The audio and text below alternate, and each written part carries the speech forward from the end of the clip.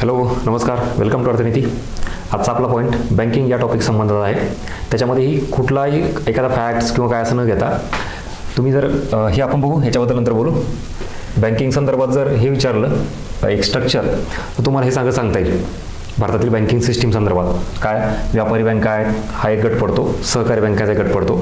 सहकारीमध्ये परत ते 3 स्तर आहेत. व्यापारी बँकामध्ये पुन्हा 2 गट पडतात. एक म्हणजे सार्वजनिक क्षेत्रातील बँका म्हणजे सरकारच्या, इकडं खाजगी बँका, सरकारच्या व्यतिरिक्त ज्या इतर खाजगी क्षेत्रातील बँका आहेत त्यांना आपण खाजगी क्षेत्रातील बँका म्हणतो. याच्यामध्ये परत 2 गट पडले, भारतीय खाजगी बँका आणि परकीय खाजगी बँका. म्हणजे दुसऱ्या देशातील ज्या बँका आहेत त्यांच्या ब्रँचेस भारतात आहेत अशा. इकडे या, ज्या काही खाजगी बँका आहेत भारतामधल्या, त्याच्यात एक कॅटेगरी अशी पडते जुन्या खाजगी बँका आणि नवीन खाजगी बँका. मला एक ऑब्झर्वेशनमधून जाणवलं, आपण बऱ्यापैकी सगळ्या गोष्टी डिटेलमध्ये करतो, पण एक्झॅक्टली ह्या जुन्या खाजगी बँका म्हणजे काय, नवीन खाजगी बँका म्हणजे काय, याच्याबाबत जरा थोडा अवेअरनेस कमी आहे. एखादा जर प्रश्न आला इन केस, तर तुम्हाला हे माहिती पाहिजे जुन्या खाजगी बँका आणि नवीन खाजगी बँकामध्ये नेमकं जे आहे ड्युरेशन म्हणतो आपण त्याला, किंवा कालावधीचा जो भाग आहे तो एक येतो की कधीपासूनच्या बँका त्यांना जुन्या म्हणायच्यात, कधीपर्यंतच्या, आणि नेमक्या 1991 पासूनच्या पुढे झाल्यात त्यांना नवीन का म्हणायचं. म्हणजे एकतर ड्युरेशन आणि त्याच्यानंतर हे कॅटेगरायझेशन नेमकं काय याच्या मागचं एक बॅकग्राऊंड किंवा पार्श्वभूमी. Let start. ह्याच्यासाठीच एक तुम्हाला माहिती पाहिजे 1969चं आणि 1980चं बँकांचं राष्ट्रीयकरण. इथं आता ही सुद्धा परत वेगळा पॉईंट होऊ शकतो. 1969ला किती, 1980ला किती, ज्यांच्या ठेवी किती तो होता. आता आपण इथं कोणत्या पॉईंटवर फोकस करतोय, जुन्या खाजगी बँका आणि नवीन खाजगी बँका म्हणजे काय. म्हणजे स्वातंत्र्यापासून हा एक ड्युरेशन ते इथपर्यंतचा आणि इथून पुढे हा ड्युरेशन, हे लक्षात ठेवा. विषय काय होता, भारताला आपल्याला स्वातंत्र्य मिळाल्यानंतर डेव्हलपमेंट, विकास करायचा होता. त्यासाठी सरकारची धोरणं राबली होती. त्यात हे आर्थिक नियोजन 1951 पासून पहिली पंचवार्षिक योजना स्टार्ट झाली होती.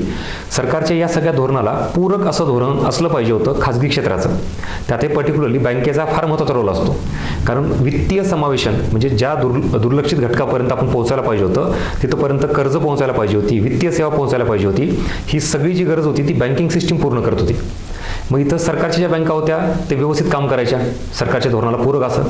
पण खाजगी क्षेत्रातील बँका ज्या काय करायच्या, त्यांनाच जिथं नफा आहे अशाच लोकांना कर्ज देणं, मोठ्या क्षेत्रांनाच कर्ज देणं, विशेषतः मोठ्या उद्योगांना, शहरी भागामध्येच ब्रँच ओपन करणं, हे सरकारच्या धोरणाच्या कुठेतरी थोडं अपोजिट होतं. कारण आपल्याला विकास करायचा होता, तो सर्वसमावेशक असला पाहिजे.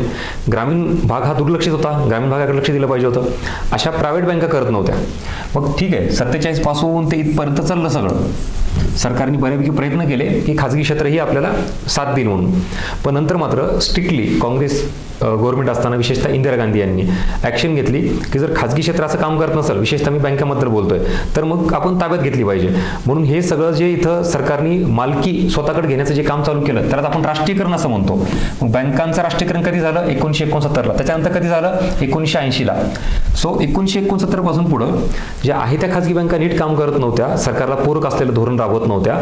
तर मग ह्या 14 बँका ज्या सरकारने ताब्यात घेतल्यात, त्याच्या व्यतिरिक्त परत नव्याने अजून खाजगी बँका स्थापन करण्याला इथं काही गरज होती का, नव्हती. म्हणून सरकारने इथं ज्या बँका ताब्यात घेतल्यात त्या 80ला ज्या घेतल्यात त्या ह्या सगळ्या राष्ट्रीयकरणामध्ये आल्यात, म्हणजे सरकारच्या ताब्यात आल्यात. इथून पुढं कुठलीही नवीन खाजगी बँक स्थापन करायला सरकारने परमिशन दिली नाही. याच्यामुळं असं झालं, उदाहरणार्थ भारतात 100 बँका होत्या फॉर एक्झाम्पल, याच्यात 14 आणि याच्यामध्ये 6, टोटल किती, 20 बँका या कोणाकडे गेल्या, गव्हर्नमेंटकडे गेल्या. याचं राष्ट्रीयकरण झालं म्हणजे सरकारच्या मालकीची झालं ना, 20. उरल्या किती, 80. फॉर एक्झाम्पल सांगतो, ही काय असाच आकडा एक्झॅक्टली नाही, हा आकडा बरोबर एक्झॅक्टली आहे पण हा नाही. उरल्या 80. आता ह्यांची मालकी कोणाची आहे, प्रायव्हेट, खाजगीची आहे ना. मग हा कालावधी 47 ते 69 पर्यंत हा चालला. 69-80 मध्ये 20 बँका सरकारकडे गेल्या, उरल्या 80 ह्या प्रायव्हेट आहेत. कधीपर्यंत आता, हा कालावधी इथपर्यंत 91 पर्यंत. या ड्युरेशनमध्ये कुठलीही नवीन खाजगी बँक आली नाही, ही एवढ्याच उरलं.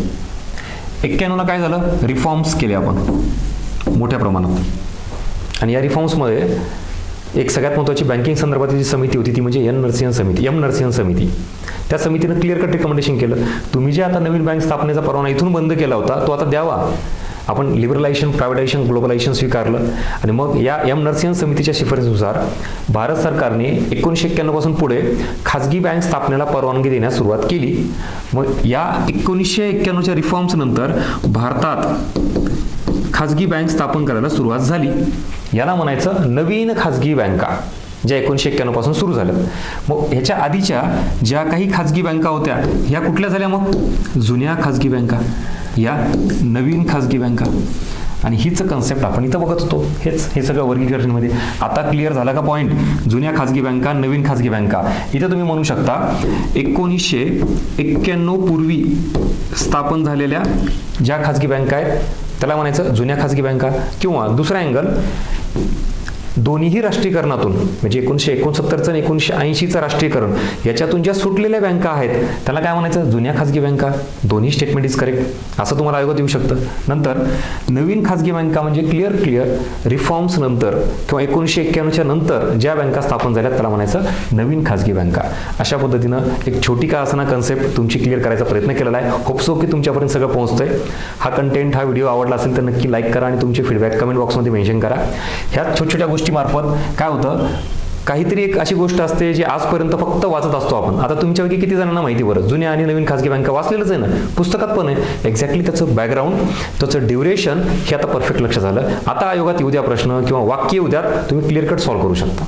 ठीक आहे, चलो. सो या अशा पद्धतीनं इकॉनॉमिक संदर्भात आत्ता रविवारी आपण एक सेशन ठेवलंय 7 जानेवारीला सकाळी 11 वाजता. आपलं नारायणपेठ पोलीस चौकीचं जे ऑफिस आहे अर्थनीतीचं, तिथं इकॉनॉमिक संदर्भात 2024साठी राज्यसेवा आणि कंबाईनची तयारी करणाऱ्यांनी आवर्जून अटेंड करा. सगळी स्ट्रॅटेजी, प्लॅनिंग, एक्झाम ची डिमांड, त्याच्यानंतर PYQ ॲनालिसिस, ह्या सगळ्या गोष्टी आपल्याला तिथे डिस्कस करायच्यात. सो नक्की अटेंड करा. राहिली गोष्ट बाकी कंटेंटची, जो काही आत्ता इथंच घटक चालू आहे आपल्या पुस्तकातून करतोय हे इकॉनॉमिक्स गाईड. हे दाखवण्याचा उद्देश असा, जेवढं काही कन्फ्युजन आहे ते दूर करण्याचा प्रयत्न या पुस्तकातून टेबल चार्ट फॉर्मॅटमध्ये केलेला आहे. हे जे वर्गीकरण काही आहे ते तुम्हाला परीक्षेला येतं का यासाठी आत्तापर्यंत झालेल्या परीक्षांचं सगळं आउटपुट हे तुम्हाला टेलिग्राम चॅनलवर दिलेलं, आपल्या अर्थनीतीचं टेलिग्राम चॅनल. PDF सहित प्रूफ दिलं आहे. इकॉनॉमिक्स गाईडमधून किंवा आपलं जे बाकीचं मटेरियल आहे त्यातून किती रिफ्लेक्शन आलं आहे. सो तुम्ही डिसाईड करा 2024साठी वन स्टॉप सोल्युशन आपलं हे बुक ठरू शकतं. चलो, सो थँक्यू सो मच.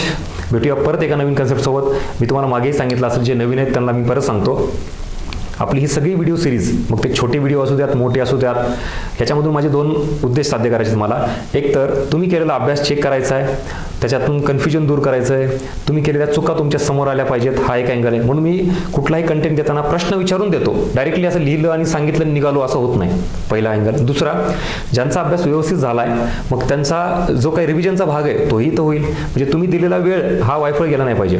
माहीत नसणाऱ्याला नवीन माहिती कळते, माहिती असणाऱ्याला रिव्हिजन होतं, आणि व्हॅल्यू ॲडिशन आणि अप्रोच, प्रश्न कसा येतो, काय छोट्या गोष्टी इथं क्लिअर करायचा प्रयत्न माझा आहे. सो भेटूया पुढच्या नवीन एका कन्सेप्टसोबत किंवा फॅक्टसोबत. Thank you so much.